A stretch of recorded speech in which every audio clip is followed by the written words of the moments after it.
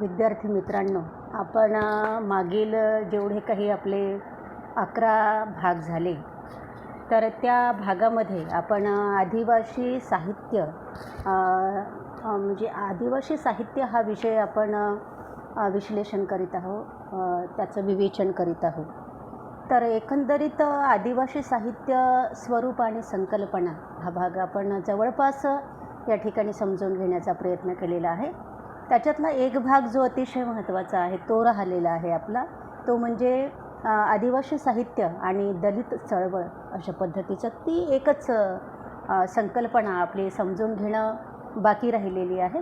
तर आपण ज्या 4 साहित्य कलाकृती तुम्हाला अभ्यासक्रमाला आहे, त्या 4 साहित्य कलाकृती समजून घेतल्यानंतर म्हणजे तो एक भाग आपण सगळ्यात शेवटी विवेचन करू, किंवा मध्ये जर आपल्याला 1-2 साहित्य कलाकृती झाल्यानंतर जर वाटलं तर आपण मध्ये सुद्धा तो भाग विवेचन करू शकतो. तर विद्यार्थी मित्रांनो, आपण साहित्य कलाकृतीकडे वळत असताना सगळ्यात प्रथम आपण वाडा नावाची जी कादंबरी आहे, माधव सरकुंडे यांची कादंबरी, ती कादंबरी आपण समजून घेण्याचा प्रयत्न करू. ती कादंबरी समजून घेण्यापूर्वी आपण त्या कादंबरीचे जे लेखक आहे, जे कादंबरीकार आहे, ते जे माधव सरकुंडे आहे, त्यांचा व्यक्तिपरिचय आणि त्यांचा साहित्य परिचय समजून घेणं आपल्याला अतिशय गरजेचं आहे. कारण तो यासाठी गरजेचा आहे की कारण व्यक्तिमत्वाचा एक संबंध साहित्य कलाकृतीशी असतो, किंवा एकंदरीत माणसाच्या व्यक्तिमत्वाच्या छटा त्याच्या संपूर्ण साहित्य कलाकृतीभर पसरलेल्या असतात, असंही म्हटलं तरी काही वावगं ठरणारं नाही. आणि म्हणून त्या लेखकाचं थोडक्यात म्हणजे एक व्यक्तिमत्व समजून घेण्याचा आपण निश्चितच प्रयत्न केला पाहिजे. तर माधव सरकुंडे यांचा जो परिचय आहे, तर माधव सरकुंडे त्यांचं पूर्ण नाव माधव परसराम सरकुंडे अशा पद्धतीचं त्यांचं पूर्ण नाव आहे.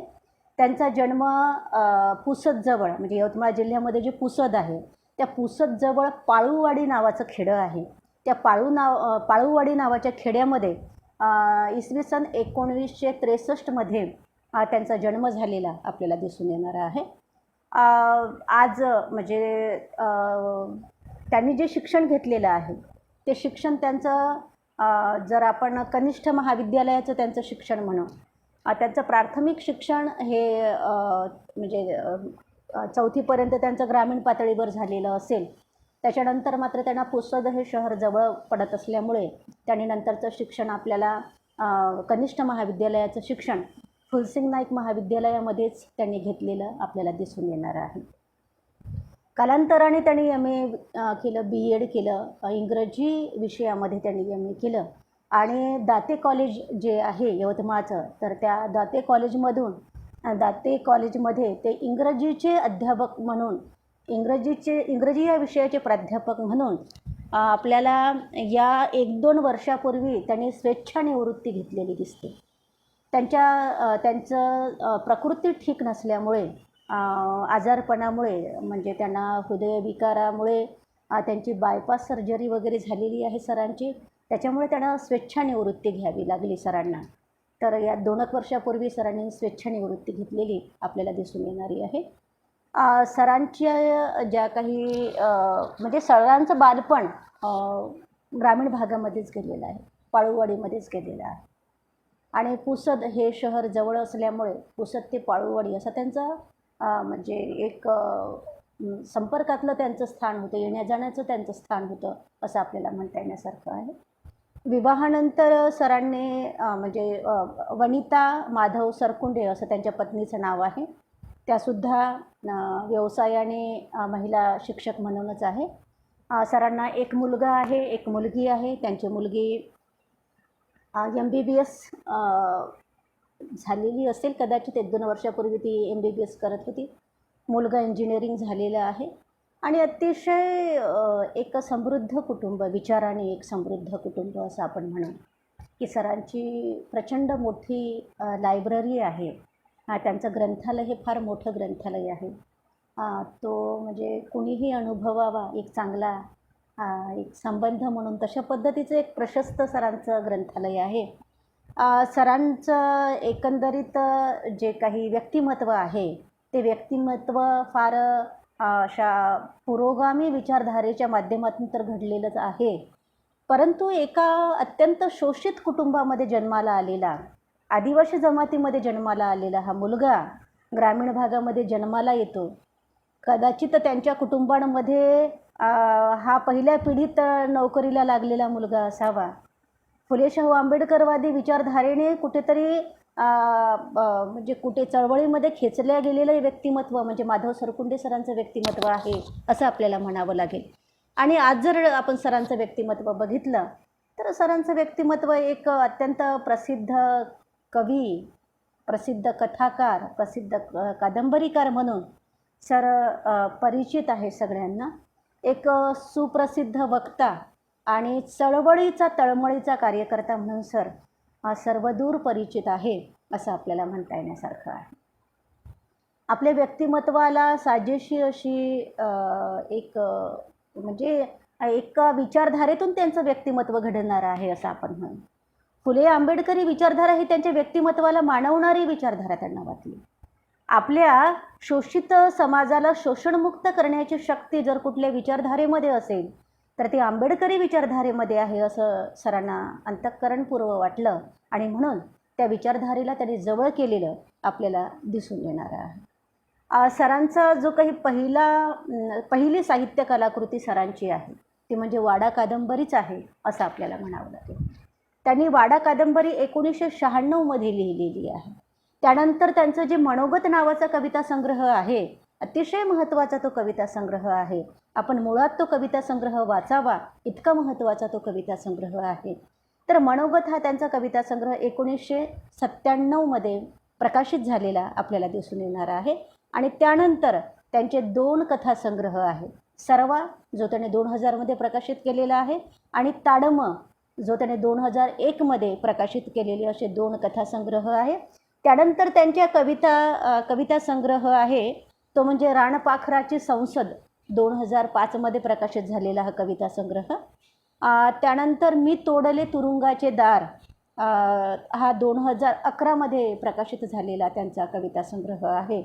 तसंच त्यांचा अतिशय महत्त्वाचा एक म्हणजे जगभरातील जागतिक पातळीवरचे जे नामवंत इंग्रजी कवी आहे त्या नामवंत इंग्रजी कवींच्या इंग्रजी भाषेमधील कवितांचा अनुवाद त्याने मराठीमध्ये केलेला आहे. आणि त्या कविता संग्रहाचं नाव आहे ब्लॅक इज ब्युटिफुल नावाचं. फार सुंदर अशा पद्धतीचा तो कविता संग्रह आहे.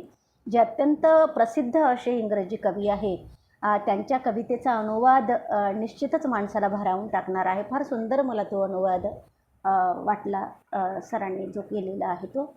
त्यानंतर सरांचं इंग्रजी भाषेवर अर्थात प्रभुत्व आहे. म्हणजे ते इंग्रजी भाषेचे प्राध्यापक आहे म्हणून त्यांचं इंग्रजी भाषेवर प्रभुत्व आहे अशातला भाग नाही आहे. म्हणजे बरेचदा इंग्रजी भाषेचे प्राध्यापक असूनही त्यांचं त्या भाषेवर प्रभुत्व असतं की नाही हा भाग वेगळा. पण सरांचं प्रभुत्व इंग्रजी भाषेवर आहे. मी एकदा मला असं आठवते की या 2-4 वर्षापूर्वी ज्या इंग्रजी लेखिका आहे अरुंधती रॉय त्या इंग्रजी लेखिका यवतमाळला आल्या होत्या. तर त्यांच्या भाषणाचा अनुवाद म्हणजे समता पर्वामध्ये ते आलेल्या होत्या. त्यांच्या भाषणाचा अनुवाद इंग्रजी भाषणाचा अनुवाद मराठीमध्ये इतका सुंदर पद्धतीने सरांनी केला त्या कार्यक्रमामध्ये. तर अशा पद्धतीचं इंग्रजी आणि मराठी भाषेवर प्रभुत्व असलेलं व्यक्तिमत्व हे माधव सरकुंडे सरांचं व्यक्तिमत्व आहे असंही आपल्याला म्हणता येण्यासारखं आहे. तर आपण असं बघतो की त्यांच्या ज्या कविता आहेत त्या कविता नामवंत कवी जे आहे मराठी साहित्य क्षेत्रातले म्हणा किंवा आंबेडकरी साहित्य क्षेत्रातले म्हणा त्यांनी गौरवलेली कविता म्हणजे माधव सरकुंडे सरांची कविता आहे. मग अगदी कुसुमाग्रजांपासून यशवंत मनोहरांपासून प्राध्यापक डॉक्टर महेंद्र भवरेंपासून त्यांची कविता ही किंवा श्रीपाल सबनीस प्राध्यापक डॉक्टर श्रीपाल सबनीस यांच्यापासून या सगळ्या ज्येष्ठ कविवर्यांनी गौरवलेली कविता म्हणजे माधव सरकुंडे सरांची कविता आहे असंही आपल्याला त्या दृष्टिकोनातून म्हणता येण्यासारखं आहे. सर एक अत्यंत तळमळीचे कार्यकर्ते आहे. फुले शाहू आंबेडकरवादी विचारधारेचं एक कसलेलं व्यक्तिमत्व म्हणजे सरांचं व्यक्तिमत्व आहे. महाराष्ट्रभर सर व्याख्यानाच्या निमित्ताने, परिसंवादाच्या निमित्ताने किंवा जिथे जिथे परिसंवाद असेल, म्हणजे आंबेडकरी परिसंवाद असेल किंवा आदिवासी साहित्याचे जे वेगवेगळे विषय आहेत त्याच्यावर परिसंवाद असेल, त्या परिसंवादामध्ये उत्स्फूर्तपणे सहभाग नोंदवणारं व्यक्तिमत्व सरांचं व्यक्तिमत्व आहे. वेगवेगळ्या संपादित पुस्तकामध्ये सरांचे वेगवेगळे लेख आहे प्रकाशित झालेले, असंही आपल्याला म्हणता येण्यासारखं आहे. वेगवेगळ्या कविता संग्रहाला कवींनी म्हणजे या कवींनी प्रस्तावना दिलेली आपल्याला दिसून येणारी आहे. तर अनेक राष्ट्रीय स्तरावर, विदर्भ स्तरावर सरांना पुरस्कार प्राप्त झालेले आहे त्यांच्या साहित्य कलाकृतीबद्दल, असंही आपल्याला दिसून येणार आहे. तर सरांची जी काही ही प्रस्तुत कादंबरी आहे, वाडा नावाची कादंबरी, ती 1996मध्ये सरांनी प्रकाशित केलेली आहे.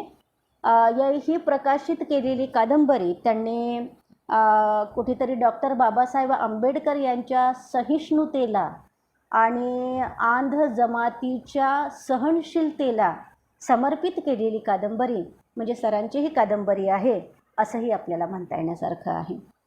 एकूण कादंबरीमध्ये संपूर्ण म्हणजे 144 पानाची ती कादंबरी आहे आणि 14 प्रकरणामध्ये ती कादंबरी विभाजित झालेली आपल्याला दिसून येणारी कादंबरी आहे. कादंबरीचा विषय सामाजिक विषय आहे असं आपल्याला म्हणावं.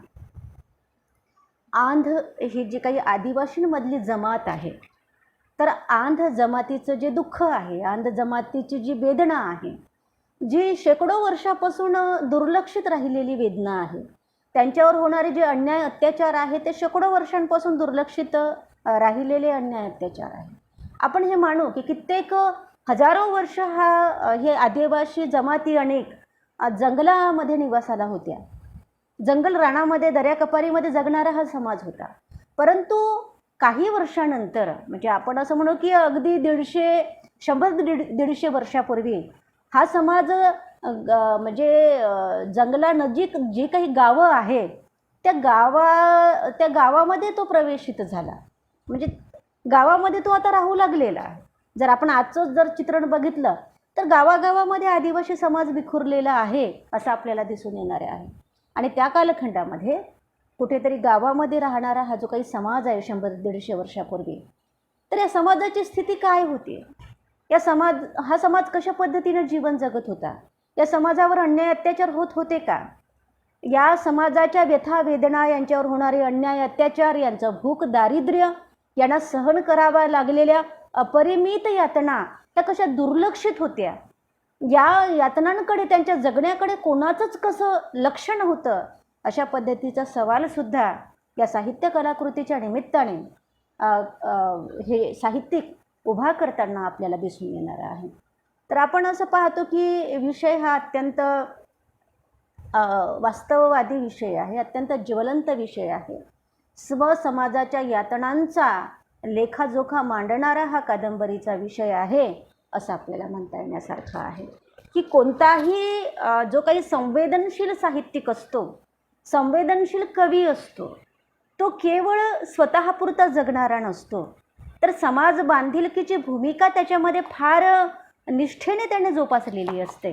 जर आपण माधव सरकुंडेचं व्यक्तिमत्व बघितलं तर समाजनिष्ठा त्यांची म्हणजे समाजावर फार मोठी निष्ठा आहे त्यांची, आणि म्हणून त्या समाजनिष्ठाच्या एक भूमिकेतून त्यांनी हे साहित्य लेखन केलेलं आपल्याला दिसून येणार आहे. तर आपल्याला ही कादंबरी समजून घ्यायची आहे विद्यार्थी मित्रांनो. तर कादंबरी कशी समजून घ्यायची आपण, सलग 144 पानाची कादंबरी कशी समजून घ्यायची आपण, तर त्याच्यासाठी जे काही म्हणजे अगदी पारंपरिकनुसार जे घटकसूत्र कादंबरीचे सांगण्यात येते, तर ती कादंबरी समजून घ्यायला सहज सुलभ अशा पद्धतीचे ते घटकसूत्रे आहे. जरी पारंपरिक ते घटकसूत्रे सांगण्यात आलेली असली, पारंपरिक म्हणजे कादंबरी हा वाङ्मय प्रकार नंतर सुरू झाल्यानंतर ती जी घटकसूत्र सांगण्यात आलेली आहे, तर त्या घटकसूत्रामुळे ती कादंबरी सांगण्याला आपल्याला सुलभ पडते. म्हणून आपण त्या घटकसूत्राचा या ठिकाणी निश्चितच आधार घेणार आहोत, ते घटकसूत्र आपण सांगणार आहोत. तर कादंबरीची घटकसूत्रे अनेक घटकसूत्रे आहे. म्हणजे सगळ्यात पहिलं जर आपण घटकसूत्र बघितलं कादंबरीचं, ते कथानक हे पहिलं घटकसूत्र आहे. त्याच्यानंतर त्या कादंबरीतल्या ज्या काही व्यक्तिरेखा आहे, पात्रचित्रणे आहे, हे त्याचं दुसरं घटकसूत्र आहे. त्या कादंबरीचं तिसरं घटकसूत्र म्हणजे त्या कादंबरीमधल्या ज्या काही घडलेल्या घटना आहे, प्रसंग आहे, हे त्या कादंबरीचं तिसरं घटकसूत्र आहे. त्यानंतर या कादंबरीचं चौथं घटकसूत्र मला हे महत्त्वाचं वाटते की त्या कादंबरीमध्ये सांस्कृतिक पार्श्वभूमी आलेली आहे. सांस्कृतिकता, त्या कादंबरीची सांस्कृतिकता, त्या समाज जीवनाची सांस्कृतिकता मला फार महत्त्वाची वाटते. म्हणजे त्याच्यामध्ये त्यांचं खानपान, पेहराव, त्यांच्या श्रद्धा, त्यांच्या अंधश्रद्धा, त्यांचं अज्ञान या माध्यमातून जुळलेला सगळा भाग येणार आहे त्यांच्या सांस्कृतिक जीवनामध्ये. तर तो एक महत्त्वाचा भाग मला या कादंबरीच्या निमित्तानं वाटतो. त्यानंतर वातावरण निर्मिती आहे. या कादंबरीची जी काही वातावरण निर्मिती आहे ती वातावरण निर्मिती आहे. त्यानंतर निवेदनसूत्र, या कादंबरीचं कसं निवेदनसूत्र आहे ते निवेदनसूत्र आपल्याला घटकसूत्राच्या माध्यमातून बघता येण्यासारखं आहे. आणि त्यानंतर अतिशय महत्त्वाचं घटकसूत्र म्हणजे भाषाशैली. या कादंबरीची भाषाशैली कशी आहे ते महत्त्वाचं घटकसूत्र. आणि शेवटी आपण थोडक्यात असं बघू की एकंदरीतच या कादंबरीचा परिणाम, प्रभाव वाचक वर्गावर कसा आहे हा महत्त्वाचा भाग आपण समजून घेण्याचा प्रयत्न करू. तर विद्यार्थी मित्रांनो, हे जे काही घटकसूत्र मी तुम्हाला सांगितले, तर या घटकसूत्राच्या माध्यमातून आपण कादंबरी समजून घेण्याचा प्रयत्न करू. तर पहिलं घटकसूत्र आहे ते म्हणजे कथानक. कादंबरीचं कथानक हे महत्त्वाचं पहिलं घटकसूत्र त्या कादंबरीचं आहे. तर आपण म्हणजे कादंबरीचं कथानक बघत असताना कुठल्याही जरी कादंबरीचं जर आपण कथानक बघितलं, कादंबरीचं कथानक बघण्याच्या पूर्वी विद्यार्थी मित्रांनो, मला तुम्हाला या ठिकाणी अतिशय महत्त्वाची गोष्ट सांगणं गरजेचं आहे. तो म्हणजे कोणत्याही कादंबरीकाराचा कादंबरीकडे पाहण्याचा जो दृष्टिकोन असतो किंवा आपल्या साहित्य लेखनाकडे पाहण्याचा दृष्टिकोन जो असतो तो अतिशय महत्त्वाचा असतो. या ठिकाणी सुद्धा आपण माधव सरकुंडे यांचा कादंबरीकडे पाहण्याचा दृष्टिकोन कोणता आहे, कादंबरी मागील त्यांची भूमिका काय आहे, हेतू काय आहे, हे समजून घेण्याचा आपण निश्चितच या ठिकाणी प्रयत्न करणार आहोत. तर आता आपण असं बघतो की कादंबरी हा जो वाङ्मय प्रकार आहे, तर कादंबरी हा अत्यंत सुपरिचित आणि अत्यंत लोकप्रिय असलेला एक गद्य साहित्याचा प्रकार आहे. कादंबरी ही कथनात्मक गद्य असते आणि प्रदीर्घ अशा साखळीत गुंफलेल्या त्या कहाण्या असतात असं आपल्याला निश्चितच कोणतीही कादंबरी आपण जर हातामध्ये घेऊन वाचायला सुरुवात केली तर म्हणजे प्रदीर्घ स्वरूपात त्या कहाण्याची एक साखळी निर्माण झालेली आपल्याला दिसून येणारी असते. आणि म्हणूनच आपण असं म्हणतो की कथेचा विस्तृत प्लॅटफॉर्म म्हणजे कादंबरी. मानवी जगण्याचा विस्तृत वेध त्या कादंबरीच्या माध्यमातून घेतलेला आपल्याला नक्कीच बघता येतो. आता असे बघितले आपण की कादंबरी म्हणजे काय असं जर विचारलं कोणी तर त्याची व्याख्या सांगणं खरं म्हटलं तर अवघड काम आहे. म्हणजे व्याख्या कशी सांगायची, तर जो काही म्हणजे कादंबरी हा वाङ्मय प्रकार आहे तो इतर वाङ्मय प्रकाराच्या तुलनेमध्ये या साहित्य प्रकारामध्ये जास्तीत जास्त पैलू असणारा हा साहित्य प्रकार म्हणजे कादंबरी हा साहित्य प्रकार आहे असं आपल्याला म्हणता येण्यासारखं आहे. तर कादंबरी म्हणजे काय हे आपण काही फारशा व्याख्या बघणार नाही तिकडे, परंतु जी अतिशय महत्त्वाची व्याख्या आहे कॅथरीन लिव्हर यांनी केलेली जी व्याख्या आहे ती एक व्याख्या मी एक कादंबरी म्हणजे काय हे तुम्हाला सहज कळावं. म्हणजे खरं म्हटलं तर आपण सुरुवातीचं जे विवेचन केलं त्याच्यामध्येच कादंबरी म्हणजे काय अशाच पद्धतीची व्याख्या कॅथरीन लिव्हर यांनी सुद्धा सांगितलेली आहे.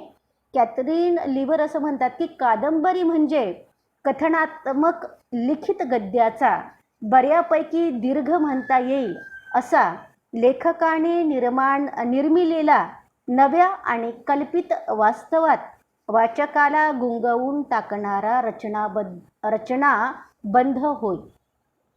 त्यांनी सांगितलेलंच आहे कादंबरी म्हणजे कथनात्मक लिखित गद्याचा बऱ्यापैकी दीर्घ म्हणता येईल असा लेखकाने निर्माण केलेल्या नव्या आणि कल्पित वास्तवात वाचकांना गुंगवून टाकणारा रचनाबंध म्हणजे कादंबरी होय असं कॅथरीन लिव्हरला म्हणायचं आहे. आता आपण या ठिकाणी लेखकाची काय भूमिका आहे या वाडा या कादंबरी मागील हे समजून घेण्याचा प्रयत्न करू. तर विद्यार्थी मित्रांनो, कुठलेही जो कादंबरीकार असतो, तो कादंबरी लिहितो, विशेषतः त्या शोषित समाज जीवनातून जेवढे काही लेखक निर्माण झाले, असं समजून घ्या की 1960 नंतर जो दलित समाज कादंबरी लेखनाकडे वळला, म्हणजे थोड्याफारच कादंबऱ्या त्याने सुद्धा लिहिलेल्या आहे असं आपल्याला दिसून येणार आहे. परंतु आजवर जो काही दलित समाज हा जो उपेक्षित समाज होता, गावगाड्यांनी बाहेर टाकून दिलेला समाज होता, तर या अस्पृश्य समाजाने जे काही आजवर जे अस्पृश्यतेचे जे भीषण चटके सहन केलेले होते, अपमानित प्रसंगाने त्याचं आयुष्य होरपळून निघालेलं होतं, त्याच्याही जीवनामध्ये दैन्य होतं, दारिद्र्य होतं, भीषण अशा पद्धतीचं अज्ञानता होती, अंधश्रद्धा होती, अशा असंख्य यातनांनी पीडित असलेला जो समाज होता, तो समाज या साहित्य कलाकृतीच्या म्हणजे कादंबरी या साहित्य कलाकृतीच्या माध्यमातून त्याला वाचा फोडण्याचं कार्य जसं आंबेडकरी किंवा दलित कादंबरीकारांनी केलेलं आहे, तशाच पद्धतीचं अतिशय महत्त्वाचं काम 1980 नंतर हा जो आदिवासी साहित्य प्रवाह आहे, त्याच्यामधला जो काही कादंबरी हा वाङ्मय प्रकार आहे, बोटावर जरी मोजण्या इतपत अतिशय म्हणजे 4-5 कादंबऱ्याचं जरी लेखन झालेलं असलं तरीही त्या कादंबऱ्या अतिशय महत्त्वाच्या कादंबऱ्या आहे असं आपल्याला म्हणता येण्यासारखं आहे. आणि म्हणून 1980 नंतर आदिवासी साहित्यिकांनी या ज्या कादंबऱ्या लिहिलेल्या आहे, त्या कादंबऱ्यामधून त्यांनी आजवरचा जो काही आदिवासी जे समाजजीवन आहे, त्या समाज जीवनाच्या शेकडो वर्षाच्या ज्या काही ठसठसत्या वेदना आहे, त्या वेदना आपल्या साहित्य कलाकृतीतून मांडण्याचा प्रयत्न केलेला आहे. म्हणजे आजवर जो अत्यंत राणाकपाऱ्यामध्ये राहणारा दुर्लक्षित समाज जेव्हा गावात राहायला आलेला आहे, तेव्हाही त्याच्यावर अन्याय अत्याचारच झालेला आहे, तेव्हाही त्याला अनंत दुःख भोगावी लागलेली आहे, त्याचं शोषण झालेलं आहे, त्यांच्या महिलांचं शोषण झालेलं आहे, त्यांना वेठबिगारीची कामं करावी लागलेली आहे, त्यांना जमीनदार लोकांची गुलामी सहन करावी लागलेली आहे, पत्करावी लागलेली आहे. यांचं भळभळते त्यांच्या ज्या जखमा आहे, त्यांच्या ज्या काही वेदना आहे, त्या त्यांनी अभिव्यक्त करण्याचा कादंबरीच्या माध्यमातून प्रयत्न केलेला आपल्याला दिसून येणार आहे. मग इथं कवीचं जर आपण व्यक्तिमत्व आपण विचारात घेतलं तर ते व्यक्तिमत्व फुले शाहू आंबेडकरी विचारधारेतून तयार झालेलं एक व्यक्तिमत्व या कादंबरीकाराचं व्यक्तिमत्व आहे असं आपण म्हणतो. आणि म्हणून ज्या व्यवस्थेने त्यांना बोलण्याचा देखील अधिकार दिलेला नव्हता, ज्या व्यवस्थेने त्यांना छळलं होतं, प्रचंड छळलेलं होतं, गुलाम केलेलं होतं, त्यांच्यावर अघोरी स्वरूपाचे अन्याय अत्याचार केलेले होते, तर अशा समाजव्यवस्थेला अशा समाजव्यवस्थेच्या विरुद्धात विद्रोह करण्याचं जे काही काम केलेलं आहे, अशा समाज व्यवस्थेला नकार देण्याचं जे काही सामर्थ्य आहे, ते जे पहिल्या फळीतले जे काही आदिवासी तरुण आहे शिकलेले, त्यांनी फार मोठ्या प्रमाणामध्ये केलेलं आहे. तर अशा पद्धतीनं की फुले शाहू आंबेडकरी विचारधारेने सभान आलेलं व्यक्तिमत्व, कुठेतरी आपल्या अस्तित्व आणि अस्मितेचा वेध घेणारं व्यक्तिमत्व, आणि म्हणून जे डॉक्टर आंबेडकरांनी संविधानाच्या माध्यमातून इथल्या शोषित समाजाला म्हणजे इथला SC वर्ग असेल, ST वर्ग असेल, OBC असेल, VJNT असेल, या समाजाला जे घटनादत्त अधिकार दिलेले आहे संविधानाच्या माध्यमातून, मग ते घटनादत्त अधिकार त्या समाजाच्या उन्नतीसाठी देण्यात आलेले आहे. समाजामधला जो काही विकास पावलेला स्तर आहे समाजातला, त्या स्तराच्या बरोबरीला या लोकांचं जगणं यावं, जीवन यावं, यासाठी ते घटनादत्त अधिकार देण्यात आलेले आहे. आणि म्हणून त्यांना दिलेले राजकीय, सामाजिक, शैक्षणिक, आर्थिक हे जे घटनादत्त अधिकार आहे, त्याच्यामुळे त्यांना आपली उन्नती करता येत आहे, समाज जीवनामध्ये आपला विकास करता येत आहे. आणि म्हणून या एकूणच वातावरणामुळे आदिवासी समाज हा जागृत झालेला आहे आणि साहित्याच्या माध्यमातून आपल्या व्यथावेदना सांगण्याचा तो प्रामाणिक प्रयत्न करत आहे. तर अशा पद्धतीचं एक लेखकाचं जे काही व्यक्तिमत्व असतं, जे घडलेलं व्यक्तिमत्व असतं, तर त्याच्या व्यक्तिमत्वाचा दृष्टिकोन या साहित्य कलाकृतीमागचा फार महत्त्वाचा असतो. आता आपण ही वाडा नावाची कादंबरी घेतली, या वाडा नावाच्या कादंबरीमध्ये सुद्धा आपल्याला लेखकाचा दृष्टिकोन समजून घेता येण्यासारखा आहे. म्हणजे तो दृष्टिकोन काही असा एकाएकी दिसून येणारा दृष्टिकोन नसतो. म्हणजे कादंबरी मागील कादंबरीकाराची जी भूमिका असते ती फार महत्त्वाची भूमिका असते. आणि ती भूमिका जरी ठळक स्वरूपामध्ये आपल्याला दिसत नसली तरीही त्या कादंबरीभर संपूर्ण कादंबरीभर ती भूमिका वावरणारी असते हे आपण नाकारू शकत नाही. संपूर्ण साहित्य कलाकृतीभर ती भूमिका वावरणारी असते, ती आपल्याला जाणवत असते. कारण त्या कादंबरीचा प्रमुख सूत्रधारच हा लेखक असतो, कादंबरीकार असतो, असं आपल्याला म्हणता येण्यासारखं आहे. आणि म्हणून या ठिकाणी जर आपण या कादंबरीकाराचा दृष्टिकोन जर बघितला, त्यांची भूमिका जर बघितली कादंबरी मागील, म्हणजे बाबा का वाटलं माधव सरकुंडे यांना का वाटलं आपण कादंबरी लिहावं म्हणून, का असं वाटलं त्यांनी की बाबा आम्ही कादंबरी लिहिली पाहिजे असं माधव सरकुंडेंना का वाटलं, त्याचं उत्तर आपल्याला असं देता येईल की ज्या समाज जीवनातून संघर्ष करत झगडत हे व्यक्तिमत्व माधव सरकुंडेंचं व्यक्तिमत्व घडलं, तर अत्यंत अभ्यासू तळमळीच्या कार्यकर्त्याचं एक पैलू असलेलं व्यक्तिमत्व, आंबेडकरी विचारधारेवर एक निष्ठा असणारं व्यक्तिमत्व. तर या व्यक्तिमत्वाचा दृष्टिकोन कादंबरी मागील अत्यंत महत्त्वाचा ठरतो की आंध जमातीच्या ज्या काही भीषण वेदना आहे, ज्या काही या समाजाच्या मूक वेदना आहे, या मूक वेदनेला वाचा फोडण्याचं काम या साहित्य कलाकृतीच्या माध्यमातून लेखकाला करावंसं वाटलं असं आपल्याला म्हणता येण्यासारखं आहे. की लेखकाच्या मते की ज्या स्वरूपामध्ये दलित समाजाचा छळ फार मोठ्या प्रमाणामध्ये झालेला आहे, तर तशाच पद्धतीचा छळ आदिवासी मधील काही जमातीचा देखील झालेला आहे. त्याच्यातली एक जमात म्हणजे आंध जमात आहे असं त्यांना म्हणायचं आहे.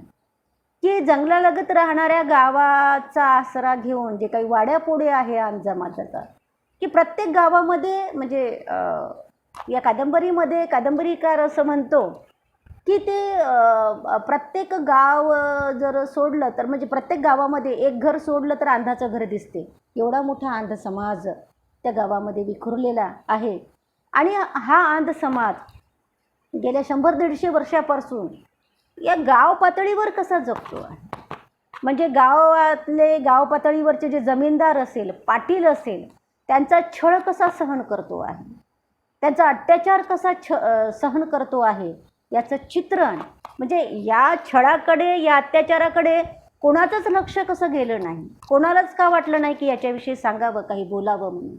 याविषयीचं सुद्धा त्यांना एक आश्चर्यही वाटलं आणि असा प्रश्नही उपस्थित केला की का कोणाचंच लक्ष आमच्या भोगवट्याकडे गेलं नाही. आणि म्हणून आपल्या जमातीच्या व्यथावेदना आपणच धुतल्या पाहिजे, आपल्या व्यथावेदनेला आपणच वाचा फोडली पाहिजे.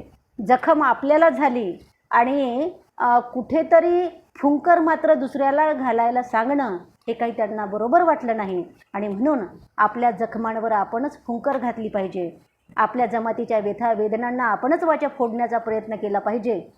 ही एक भूमिका त्यांची या साहित्य कलाकृती मागे होती असं आपल्याला म्हणता येण्यासारखं. तर त्या काळचा जो जमीनदार वर्ग होता या गाव पातळीवर राहणारा, तो या आदिवासी समाजाचे नको नको ते छळ करत होता, त्यांना भंडावून सोडत होता. आणि या जमातीला जंगली श्वापदालाही बरी वागणूक दिल्या जाते, त्याच्यापेक्षाही भयंकर वागणूक या आंध जमातीला कशा पद्धतीनं देण्यात येत होती याविषयीचे एक विवेचन, याविषयीची एक कथा त्या कादंबरीच्या माध्यमातून कादंबरीकारांना सांगावीशी वाटली, म्हणजे अगदी प्रामाणिकपणे सांगावीशी वाटली. हा कादंबरीकाराचा दृष्टिकोन आहे.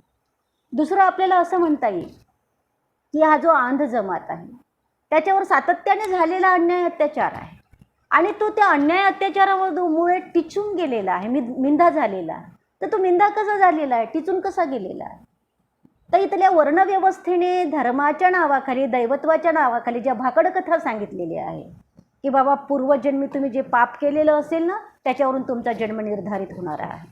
तुम्ही जर पूर्वजन्मी पुण्य केलेलं असेल तर तुमचा पुण्याचा तुम्हाला चांगल्या वर्णामध्ये, उच्च वर्णामध्ये जन्म मिळेल. आणि तुम्ही पूर्वजन्मीचे पाप केलेले लोक आहात म्हणून तुम्हाला या जन्मामध्ये अशी गुलामी स्वीकाराव्या लागलेली आहे किंवा तुम्ही हिनकुळामध्ये जन्माला आलेले आहे वगैरे, असंही आमच्या समाजाला सांगण्यात आलेलं असल्यामुळे एक मिंधा झालेला समाज, एक लाचार झालेला समाज आणि कित्येक वर्षापासून त्यांच्यावर अन्याय अत्याचार झालेला आहे. या अन्याय अत्याचाराच्या विरोधामध्ये त्यांना काहीच करता येत नाही, काहीच बोलता येत नाही. आणि म्हणून हा म्हणजे अतिशय पिछाडीवर राहिलेला जो समाज आहे, आदिवासी जमात आहे, त्यांचं जी काही त्यांची लाचारी आहे, त्यांचं दुःख आहे, त्यांच्या वेदना आहे, ह्या चित्रित करण्याचं काम या कादंबरीच्या माध्यमातून लेखकाने केलेलं आपल्याला दिसून येणार आहे.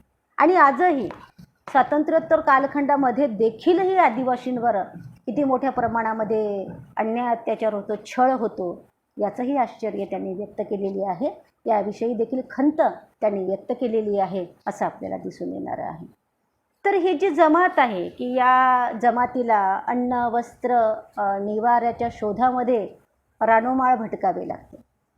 रानामध्ये डिंक, बोरं, चारं गोळा करून म्हणजे पोटासाठी म्हणा शिकार करून, मोळे विकून, पोटासाठी वाटेल ते काम करून जीवन जगणारा असा संघर्षशील समाज म्हणजे हा आंध समाज आहे, ही आंध जमात आहे असं आपल्याला म्हणता येण्यासारखं आहे. ढोरकष्ट करून जगणारा हा प्रामाणिक जीवन जगणारा ही जमात म्हणजे आंध्यांची जमात आहे. तर या जमातीविषयी लेखक असं म्हणतो की कोणी अशा कालखंडामध्ये अशावेळी कोणी जर 21व्या शतकाकडे वाटचाल वगैरे करण्याची गोष्ट काढली की ती थट्टा वाटायला लागते, असं लेखक या ठिकाणी म्हणतो. की म्हणजे ज्यांना भाकरीच्या प्रश्नानेच ज्या जमातीचा मेंदू खाऊन टाकलेला आहे, त्यांच्या पायामध्ये 21व्या शतकाकडे वाटचाल करण्याचं सामर्थ्य कुठून येणार, असाही प्रश्न लेखकांनी केलेला आहे. तद्वतच त्यांनी असं म्हटलेलं आहे की आपलं गाव सोडून ज्या जमातीतला माणूस कधी जिल्ह्यालाही गेला नाही, तो राष्ट्रीय म्हणजे जो आपलं गाव सोडून जिल्ह्याच्या ठिकाणीही कधी जाऊ शकला नाही जो आदिवासी, तो राष्ट्रीय मंजधारेमध्ये कसा येणार, राष्ट्रीय विकासाच्या प्रवाहामध्ये तो कसा येणार, हा प्रश्न देखील त्यांनी या ठिकाणी विचारलेला आहे. आणि म्हणून वाडा हे जे काही आंध जमातीतल्या उपेक्षित आणि दुःखाने मोडून पडलेल्या माणसांच्या कथा आहे असं आपल्याला म्हणावं लागणार आहे.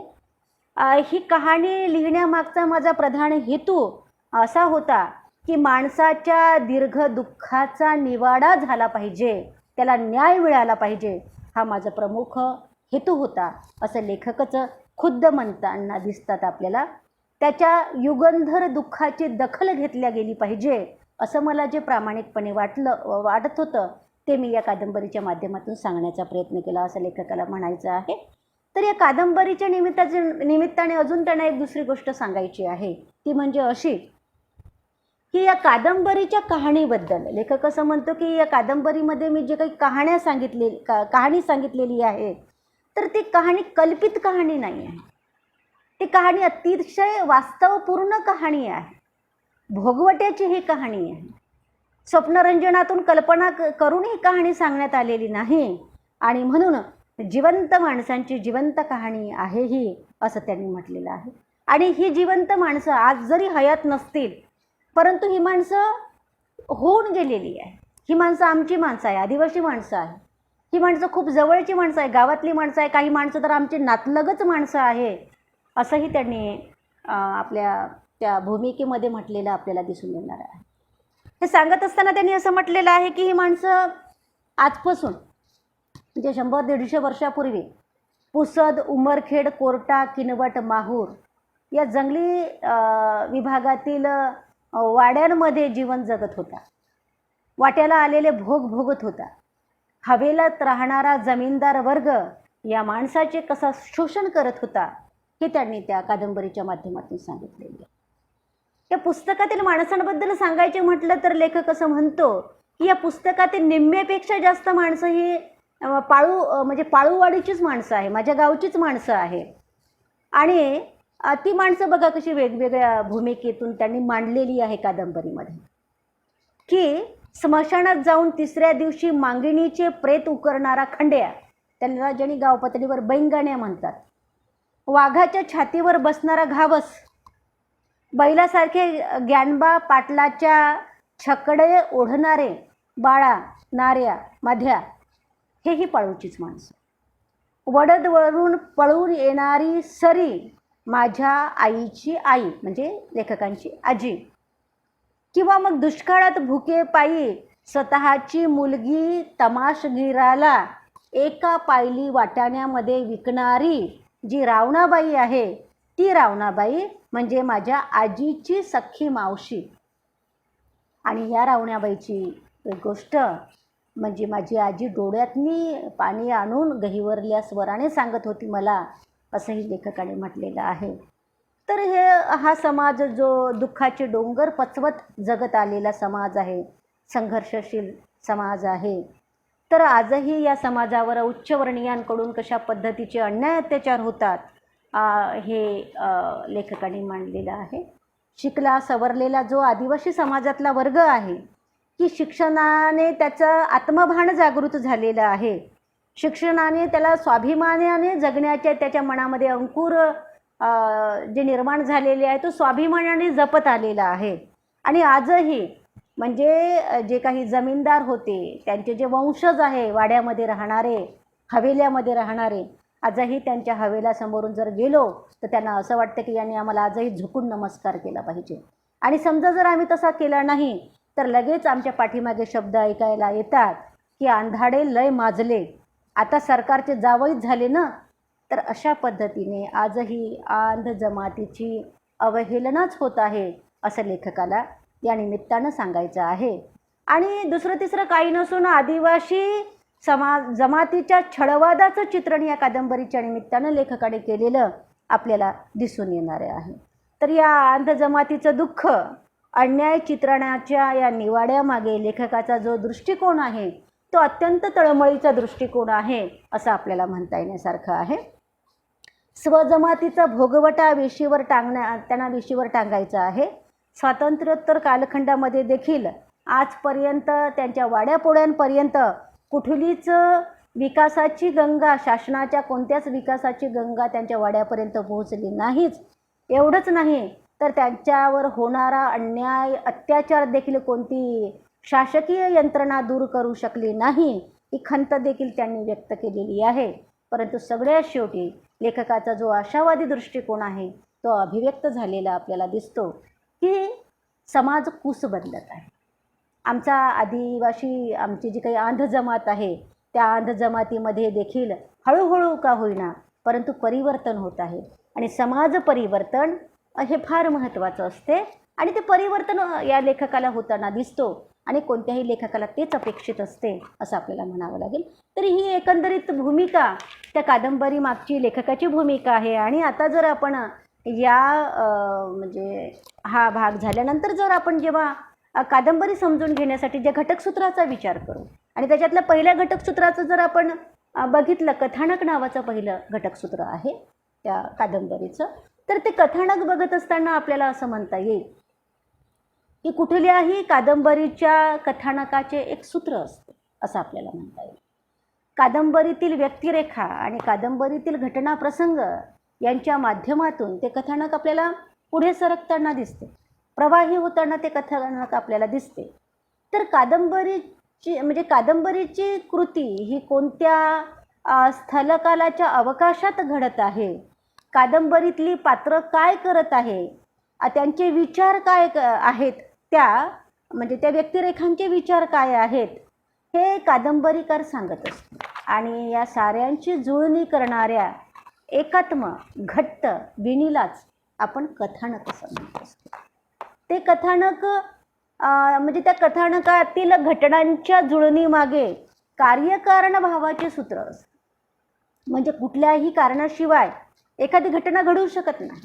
मग कुठलं ना कुठलं कारण असते. त्या कादंबरीमध्ये जे घटना घडतात त्याच्यामागे कुठलं ना कुठलं कारण असते. तर ते कार्यकारण भावाचं सूत्र देखील या कादंबरीमध्ये आपल्याला दिसून येणार असतं. कादंबरीच्या कथानकामध्ये गोष्ट सांगितलेली असते, ती गोष्ट असतेच. तसाच त्या कादंबरीचा अतिशय महत्त्वाचा भाग असतो, ते म्हणजे कादंबरीचा प्रारंभ, कादंबरीचा मध्य आणि कादंबरीचा अंत. म्हणजे कादंबरीचा जो काही म्हणजे शेवट आहे. तर हे भाग अतिशय कादंबरीमध्ये सुद्धा महत्त्वाचे असतात असं आपल्याला म्हणता येईल. आता ही जी काही प्रस्तुत वाडा नावाची कादंबरी आहे ते वाडा नावाच्या कादंबरीचं जर आपण कथानक बघितलं तर ते कथानक अत्यंत घट्ट आहे, गोळीबंद आहे.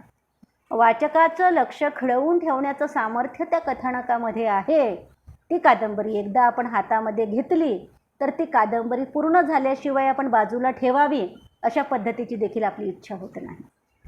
तर अशा पद्धतीची ती सामाजिक आशयावर भाष्य करणारी कादंबरी, आंध जमातीच्या व्यथावेदनावर भाष्य करणाऱ्या कादंबरीचं कथानक देखील तेवढंच महत्त्वाचं कथानक आहे.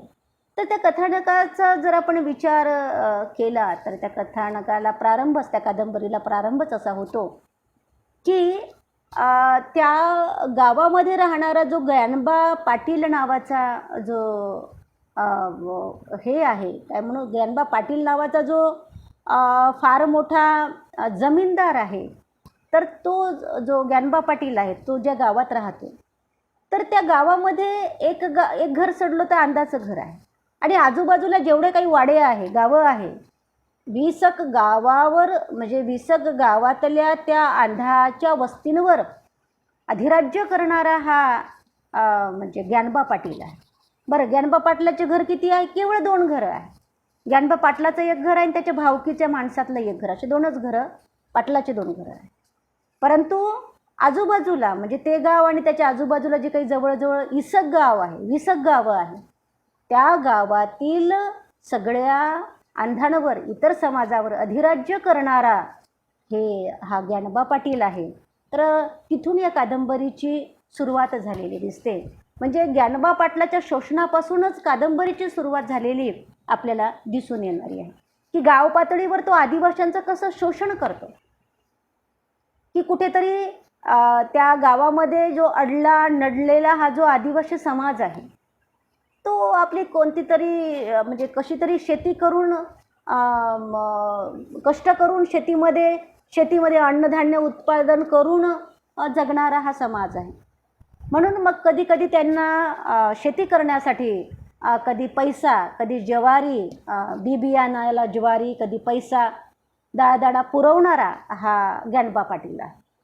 म्हणजे तो अडचणीच्या वेळेस त्यांना मदत करतो, परंतु दामदुप्पट पद्धतीने त्यांच्याकडून तो वसूल करतो. दिलेलं जे काही मदत आहे, पैशाच्या स्वरूपामध्ये म्हणा, धान्याच्या स्वरूपामध्ये म्हणा, तो दामदुप्पट पद्धतीने वसूल करतो. इव्हन तो बऱ्याच वेळेला त्यांच्या जमिनी आपल्या घशात घालण्याचा प्रयत्न करतो.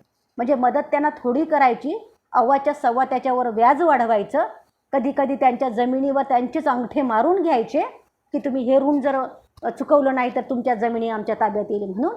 तर अशा पद्धतीनं त्या समाजाला पिळणारा, त्या समाजाचं शोषण करणारा हा ज्ञानबा पाटील नावाचा जमीनदार आपल्याला दिसून येणार आहे.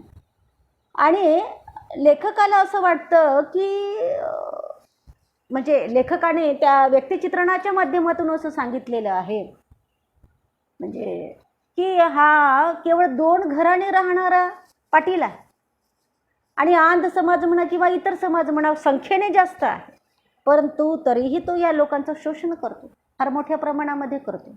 आणि त्याच्या उपकारानं म्हणा, त्याच्या कर्जानं म्हणा, जो लाचार झालेला समाज आहे, जो फार हवालदिल झालेला समाज आहे, तो त्याच्या शब्दाच्या बाहेर जाताना आपल्याला दिसत नाही. आणि म्हणून तो केवळ एवढंच करत नाही, तर तो काय करतो, तर वसुलीच्या निमित्ताने तो आजूबाजूचे जे 20 गावं आहेत त्या 20 गावामध्ये वसुलीच्या निमित्तानं तो सारखा फिरत राहतो. म्हणजे घोडीवर तो फिरतो आणि त्या घोडीच्या समोर धावणारा जो गण्या आहे, तो गण्या बिचारा जो घोडीच्या समोर धावतो, गुणाजी जो घोडीच्या समोर धावतो, यस्करी करणारा तो गुणाजी मातंग जमातीचा असतो, मातंग समाजाचा असतो.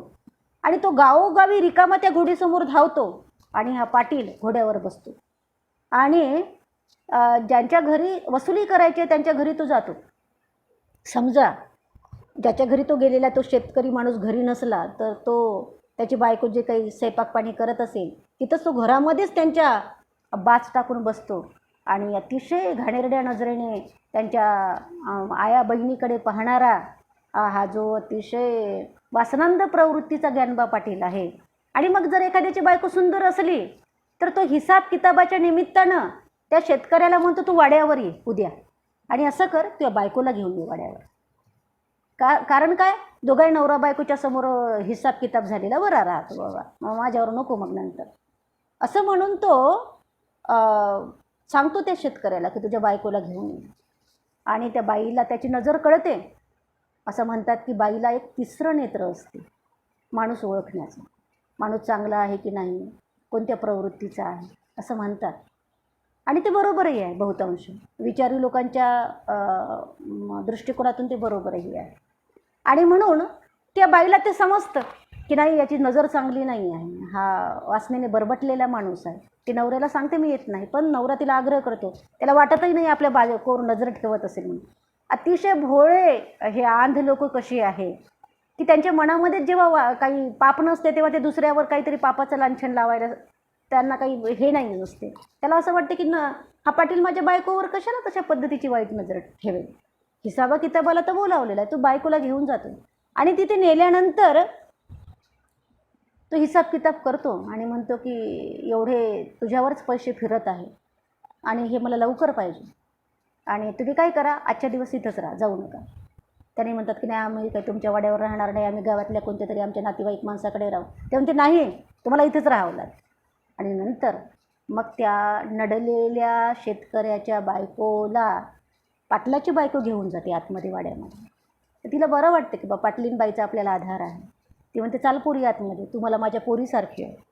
पाटलीनबाई तिला घरात घेऊन जाते आणि मध्यरात्रीला तो पाटील त्या बाईवर, आंध जमातीच्या बाईवर बलात्कार करतो.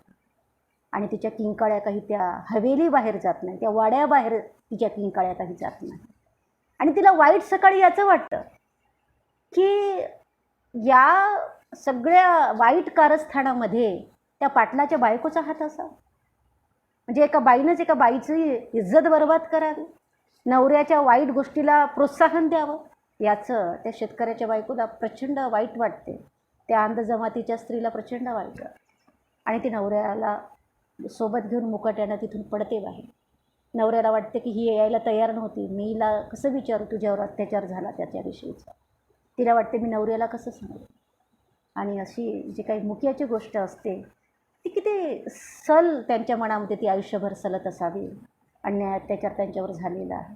आणि पुन्हा ते ठरवतात की काही झालं तरी चालते, पण आपण या ज्ञानबा पाटलाच्या यजली यायचं नाही, आपण त्याच्या वाड्यावर जायचंच नाही, काही झालं तरी चालते. तर अशा पद्धतीचा तो ज्ञानबा पाटील तिला म्हणतो, झालं तुझं कर्ज फिटलं, आता मोकळे झाले आता तुम्ही, असं म्हणून त्यांना वापस पाठवलं जातं. एवढंच नाही, म्हणजे त्या बाईचंच एक उदाहरण नाही, तर त्या गावामध्ये ज्या आंध जमातीतल्या तरुणाचं लग्न झालेलं असेल त्याची बायको भोगण्याचा पहिला अधिकार या पाटलांना असतो, पहिला अधिकार या जमीनदारांना असतो. असं सुद्धा चित्रण त्या कादंबरीच्या कहाणीच्या माध्यमातून लेखकाने केलेलं आपल्याला दिसून येणार.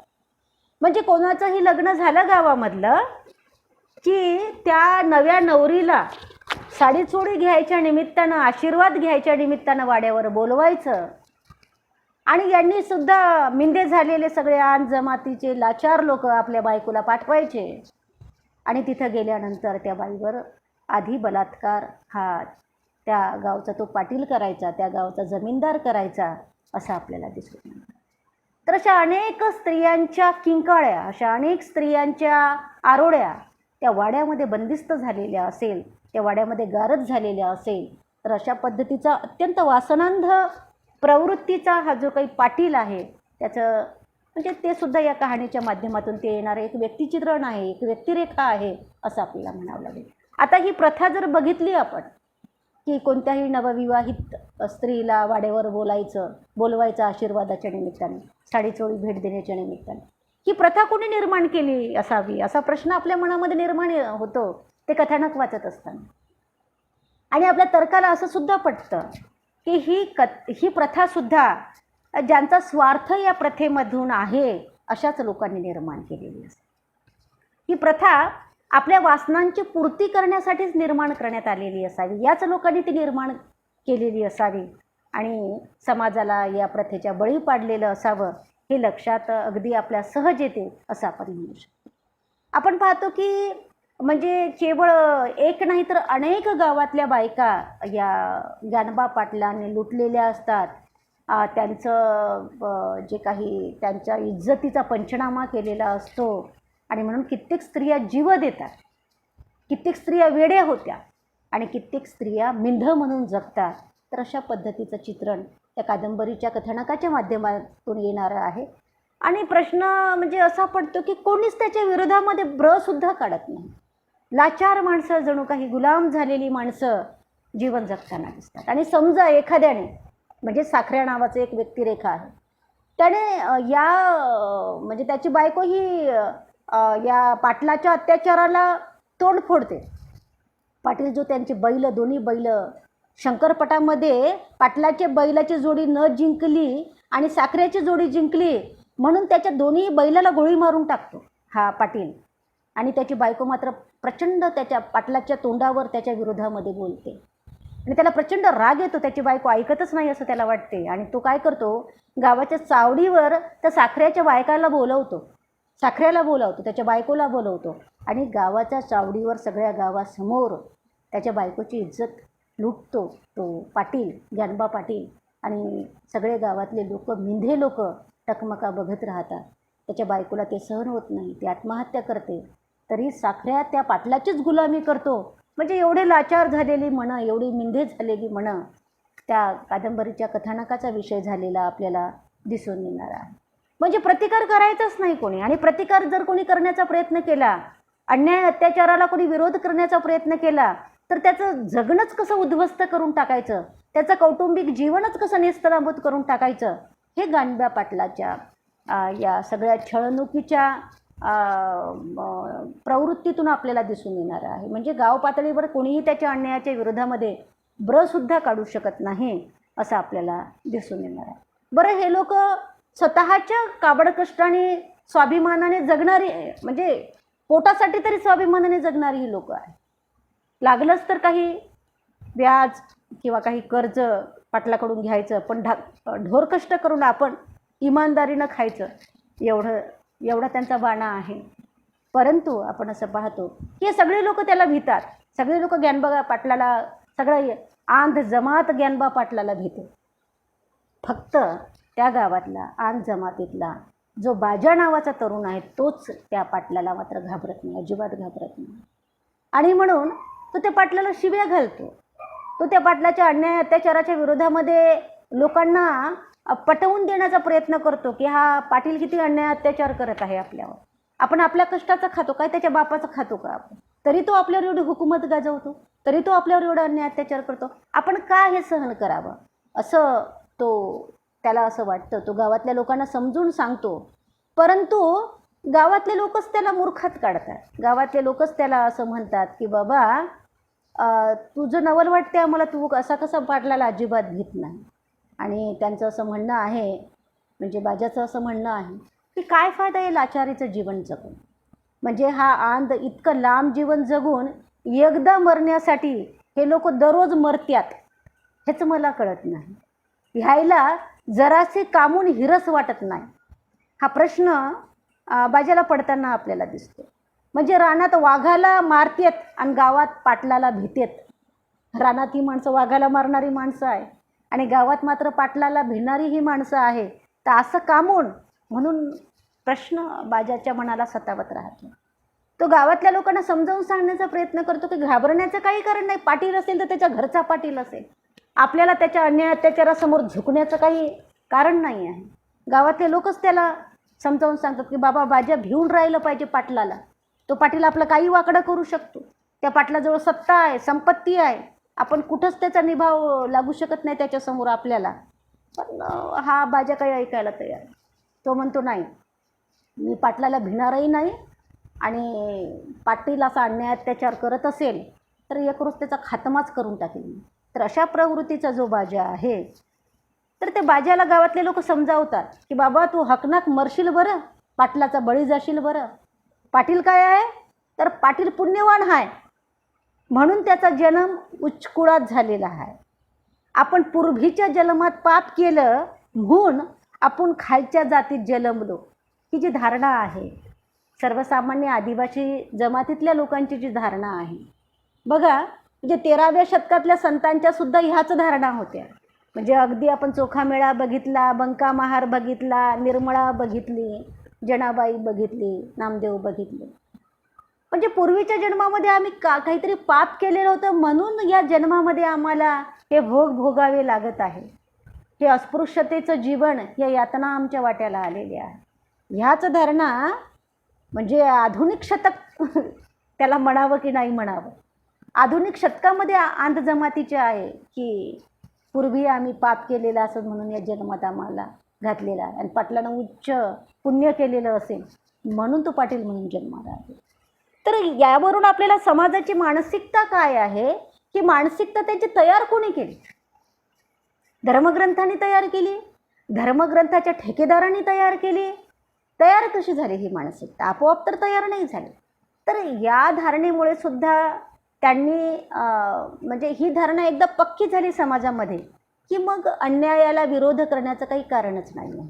तर अंधश्रद्धा, अज्ञान, दारिद्र्य, भूक, लाचारी याच्यामुळे या आदिवासी जमातीला टोकरून काढलेलं आहे, पोकळं केलेलं आहे आतमधून, असं आपल्याला दिसून येणारी आहे. समाजाची मने टोकरून काढलेली आपल्याला दिसून येणारी आहे.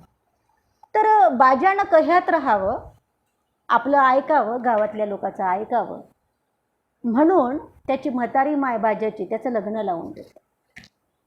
आणि लग्न लावून दिल्यानंतर त्याला वाळीत टाकलं जातं गावामध्ये. कुणीच बाजाला विचारत नाही, कारण तू आमचं ऐकत नाही. पाटलाला तो विरोध करतो म्हणून गावातले लोक त्याला वाळीत टाकतात. त्याच्या लग्नाला एकही जण यायला तयार नसते. आणि म्हणून तो मायला सांगतो की लग्न मोड जाऊन तू. सासऱ्याला जाऊन त्याच्या माय सांगते की बाबा आम्हाला आमचं घर वाळीत टाकलं गावामध्ये. सासरा म्हणतो इथं लावू लग्न. आणि बाजाचं लग्न होते. नवीन नवरीन बाजाची घरी येते.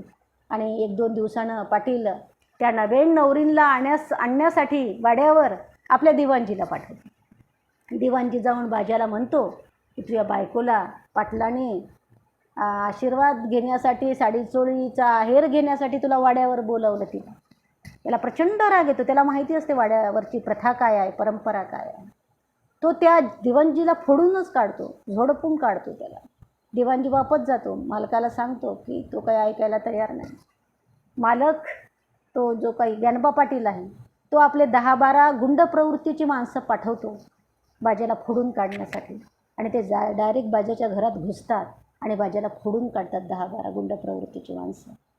आणि बाजाला दोरीनं बांधून त्या गाडीमध्ये, बैलगाडीमध्ये टाकतात. त्याच्या मागे त्याच्या बायकोला बसवतात. वाड्यावर त्याच्या बायकोला उतरवतात. तो तोंडात येईल ते बोलतो, घाण शिव्या देतो बाजा. आणि त्याच्या बायकोला वाड्यावर पोहोचवलं जातं. आणि बाजाला बरेचतोर मारून जंगलामध्ये त्याला फेकून दिलं जातं. त्याच्या बायकोची इज्जत ज्ञानबा पाटील लुटतो. आणि म्हणून त्याची बायको आत्महत्या करते, बाजाची बायको. त्याची माय वेडी होते. त्याचं जीवनच उद्ध्वस्त होऊन जाते बाजाचं. बाजाला एवढं मारून फेकल्यानंतर सुद्धा तो मरत नाही बाजा, तो जिवंत राहतो.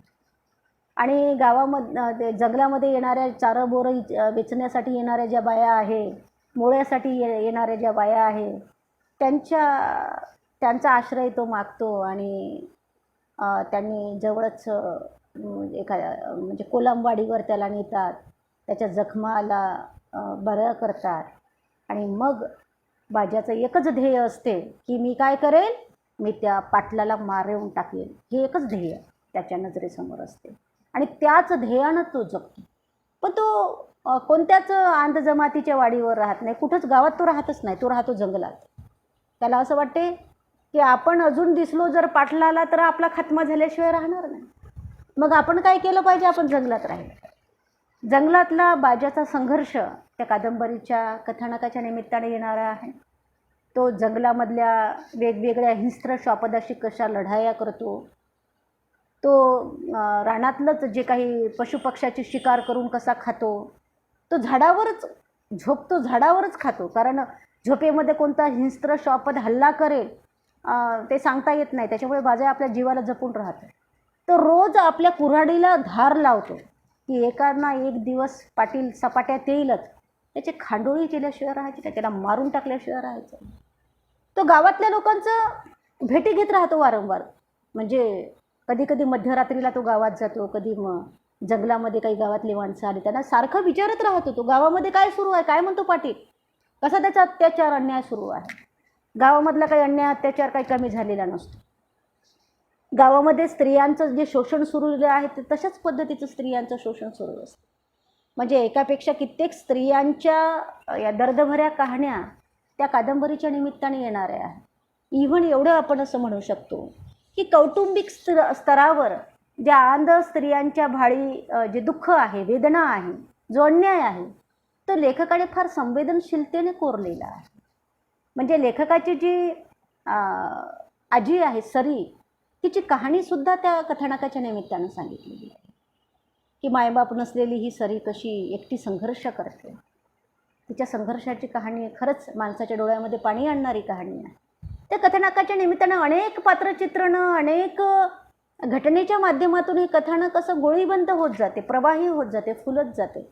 माणसाला कुठेतरी गुंगवून टाकणारं, माणसाला फार अंतर्मुख करणारं हे कथानक आपल्याला वाटणारं आहे. तर बाजा हा असा असतो की तो गावामध्ये काय सुरू आहे याचा अदमास घेत राहणारा आहे. गावामध्ये काय सुरू आहे आणि जंगलामध्येच राहून तो पाटलाला कसं मारायचं, तो कुठं एकट्यात घावल याचे मनसुबे तो करत राहतो.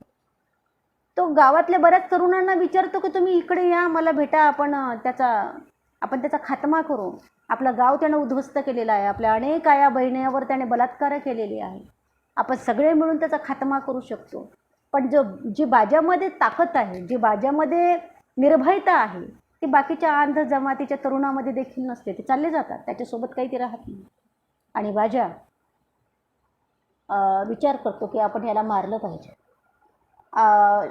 जंगलामध्ये जे विविध स्वरूपाचे प्राणी आहेत ते प्राण्यांच्या संघर्षाकडे बघून त्याला एक चेतना मिळते बाजाला की आपण त्याचा खात्मा करू शकतो. त्या पाण्याच्या डोबक्यामध्ये जो शहामृग, पाण्याच्या डोबक्यामध्ये जो बदक असतो तो आपली मुंचमान करतो, शांत उभा राहतो एका पायावर आणि वेळ आली की टपकन आपली मुंडकी त्या पाण्यामध्ये घालतो आणि मासा गिळतो. टपकन आपली मुंडकी त्या पाण्यामध्ये घालतो आणि मासा गिळतो. आणि बाकी मग कसा एक स्थिर एका पायावर उभा राहतो. म्हणजे तो बगडा म्हणजे ज्ञानोबा पाटीलच आहे असं बाजाला वाटायला लागतं. आणि हे जे आहे ना बळी चाललेले मासे हा आपला अंतजमात आहे असं बाजाला वाटतं. पण होतं काय, थोड्या वेळानं खेकडे त्या बगड्याची मान धरतात आणि त्याची मान धरून पक्की ते आपल्या खेकड्याचं जे काही स्थान आहे राहण्याचं तिकडं ओढतात त्या खेकड्याला. बाजाला ही फार म्हणजे महत्त्वाची घटना वाटते. तो त्यांच्याकडे अगदी एकटक पाहतो आणि या घटनेतून त्याला चेतना मिळते. तो असं ओरडतो की कोण म्हणतो की खेकड्याला ऐकू येत नाही, कोण म्हणतो खेकड्याला ऐकू येतं. खेकडं चाळ घेतात त्या बगड्याची आणि म्हणून जर खेकडं त्यांच्यावर होणारा अन्याय अत्याचार दूर करत असेल, त्या मासोळ्यांवर होणारा अन्याय अत्याचार दूर करत असेल तर मी का दूर करू शकत नाही. माझ्या जमातीवर होणारा जो पाटलाचा अत्याचार आहे तो मी का दूर करू शकत नाही असं बाजाला वाटतं. त्या घटनेपासून त्याला एक फार मोठी आनंद मिळतो, त्याला एक चेतना मिळते त्या घटनेपासून. जणू रानातले प्राणी किती समतेनं वागतात, कोणीच कोणावर जबरदस्ती करत नाही. कोणी जबरदस्ती केली तर बाकीचे पशुप्राणी त्याला विरोध कसे करतात हे रानामध्ये आपल्याला दिसते. आणि त्याच्यापासून एक चेतना घेऊन हा जो बाजा आहे तो आपल्या कुऱ्हाडीला धार लावतो. त्याला माहिती असते की पाटील शिकारीसाठी जंगलामध्ये येतो.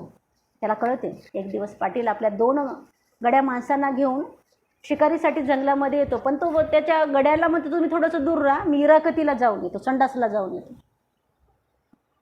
तो संडासला जाण्यासाठी त्या झाडाच्या झुडपामध्ये जाते आतमध्ये आणि बाजा की तो कुऱ्हाड लावून आपला दबा धरून बसलेला असतो. जसा पाटील आतमध्ये आला इराकतीला, त्याची इराकत तो तिथंच गिरवतो. त्याच्यावर खपाखप त्या कुऱ्हाडीनं वार करतो. रक्ताबंबाळ होऊन पडतो खाली हा पाटील आणि पाय खुरू जीव देतो. हे बारून तिथं 2 त्याची माणसं येतात आणि त्या माणसाला रक्ताच्या थारोळ्यामध्ये पडलेला तिथंच बसलेला जो हा आहे बाजा आहे दिसतं चित्र.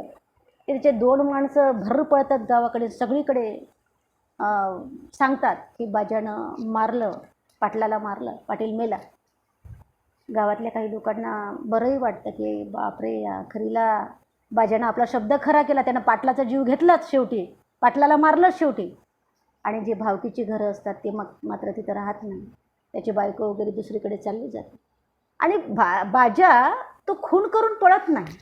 त्याला असं वाटते मी पुण्याचं काम केलं, मी काही पापाचं काम केलंच नाही, मी पाटलाला मारलं, मी पाप केलं नाही, मी पुण्याचं काम केलं. माझ्या आंत जमातीला या शोषणातून पाटलाच्या शोषणातून मी मुक्त केलं, पाटलाच्या छळातून मी मुक्त केलं, मी कशाचं पापाचं काम केलं. आणि म्हणून तो खुशीने पोलिसांना स्वतःच्या ताब्यात देतो.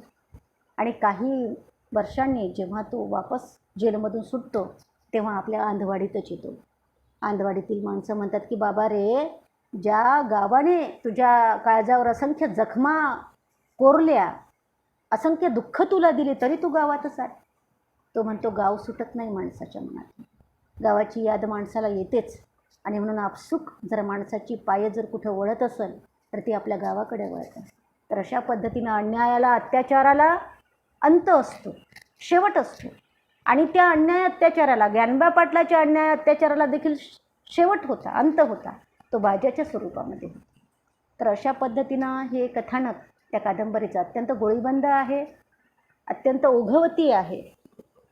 कुठेतरी प्रारंभापासून शेवटाकडे प्रवाही होत जाणारं हे कथानक वाचकाला खिळवून ठेवतं, वाचकाला अंतर्मुख करतं, प्रसंगी वाचकांच्या डोळ्यामध्ये पाणी उभं करतं. तर अनेक व्यक्तिरेखांना उठाव देणारं, घटनाप्रसंगामध्ये जिवंत रंग भरणारं हे जे काही कथानक आहे ते कथानक अत्यंत जिवंत स्वरूपामध्ये आहे, प्रवाही स्वरूपामध्ये आहे. तर विद्यार्थी मित्रांनो, विद्यार्थी मैत्रिणींनो, आपण या ठिकाणी त्या कादंबरीचा पहिला भाग म्हणजे कथानकाच्या स्वरूपामध्ये आपण बघितलेला आहे. पुढच्या भागाला आपण त्या कादंबरीतलं जे काही पात्रचित्रणं आहे, व्यक्तिरेखा ज्या आहेत त्या व्यक्तिरेखा आपण समजून घेण्याचा प्रयत्न करू. मागील 2 दिवस आपण या आपल्या विषयाच्याबद्दल काही विवेचन करू शकलो नाही, परंतु आता आपलं विवेचन मात्र संपूर्ण हा आदिवासी साहित्याचा हा विषय संपूर्ण संपेपर्यंत आपला हा विवेचनाचा भाग अशाच पद्धतीने तुमच्यासमोर येत राहील. तर आजच्या भागापुरतं हे जे विवेचन आहे ते विवेचन आपण या ठिकाणी थांबू. ठीक आहे.